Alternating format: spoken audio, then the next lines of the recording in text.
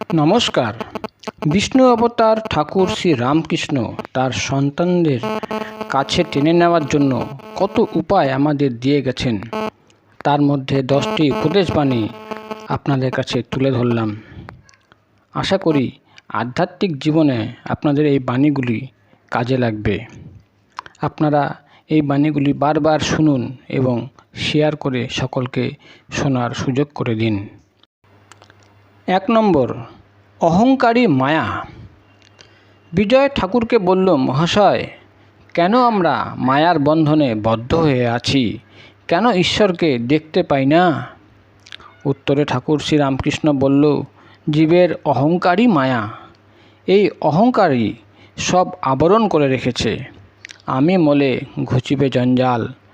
যদি ঈশ্বরের কৃপায় আমি অকর্তা এই বোধ হয়ে গেল, তাহলে সে ব্যক্তি তো জীবনমুক্ত হয়ে গেল, তার আর ভয় নাই। এই মায়া বা অহং যেন মেঘের স্বরূপ। সামান্য মেঘের জন্য সূর্যকে দেখা যায় না। মেঘ সরে গেলেই সূর্যকে দেখা যায়। যদি গুরুর কৃপায় একবার অহং বুদ্ধি যায়, তাহলে ঈশ্বর দর্শন হয়।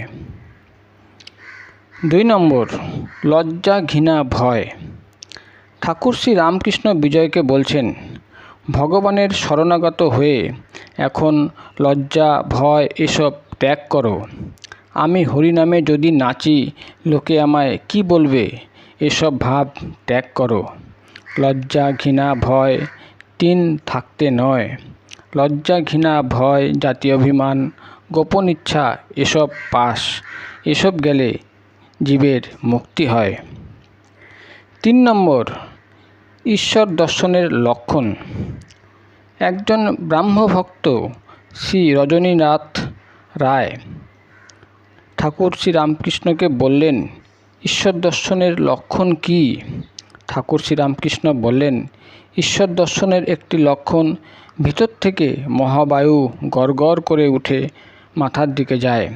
তখন যদি সমাধি হয়, ভগবানের দর্শন হয়। 4 নম্বর, বিবেক। একজন ভক্ত ঠাকুরকে জিজ্ঞাসা করলেন, বিবেক কাহাকে বলে? উত্তরে ঠাকুর শ্রী রামকৃষ্ণ বললেন, ঈশ্বর সৎ আর সব অসৎ, এই বিচার। সৎ মানে নিত্য, অসৎ মানে অনিত্য। যার বিবেক হয়েছে সে জানে ঈশ্বরই বস্তু আর সব অবস্তু। বিবেক উদয় হলে ঈশ্বরকে জানবার ইচ্ছা হয়।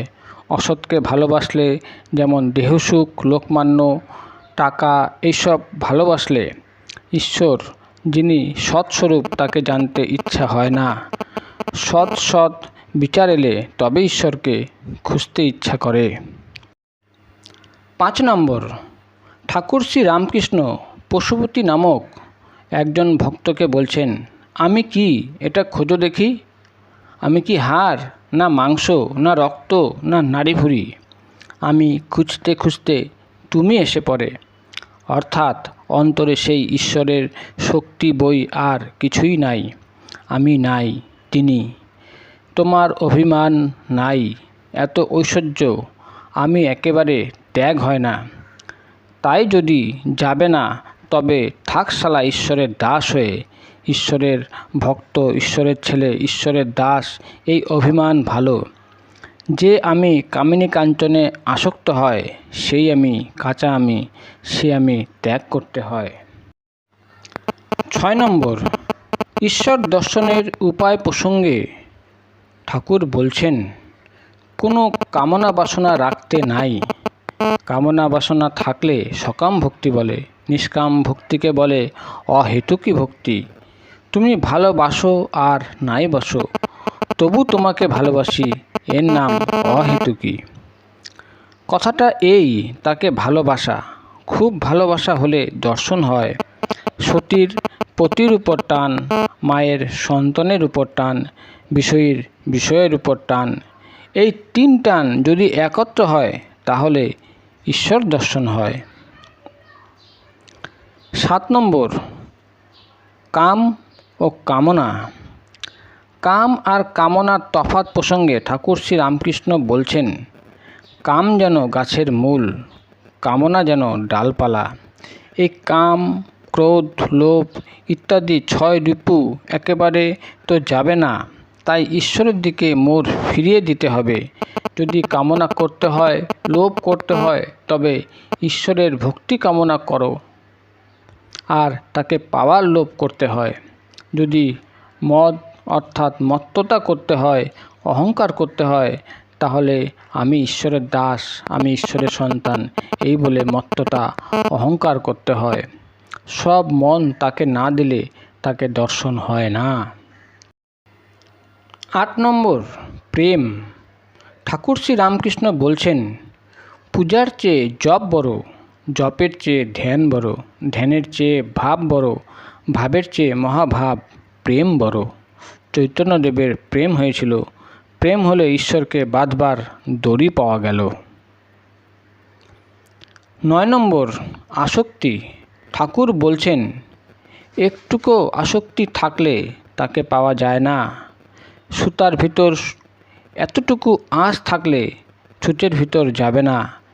যিনি ঈশ্বর লাভ করেছেন তার কাম ক্রোধাদি নামমাত্র, যেমন পোড়া দড়ি, দড়ির আকার, কিন্তু ফু দিলে উড়ে যায়। মন আসক্তিশূন্য হলেই তাকে দর্শন হয়। শুদ্ধ মনে যা উঠবে সে তারই বাণী। শুদ্ধ মনও যা, শুদ্ধ বুদ্ধিও তা, শুদ্ধ আত্মাও তা, কেননা তিনি বই আর কেউই শুদ্ধ নন। 10 নম্বর, ভক্তের ভাব। ঠাকুর বলছেন, ভক্তের ভাব কিরূপ জানো? হে ভগবান, তুমি প্রভু, আমি তোমার দাস, তুমি মা, আমি তোমার সন্তান, আবার তুমি আমার পিতা বা মাতা, তুমি পূর্ণ, আমি তোমার অংশ। ভক্ত এমন কথা বলতে ইচ্ছা করে না যে আমি ব্রহ্ম।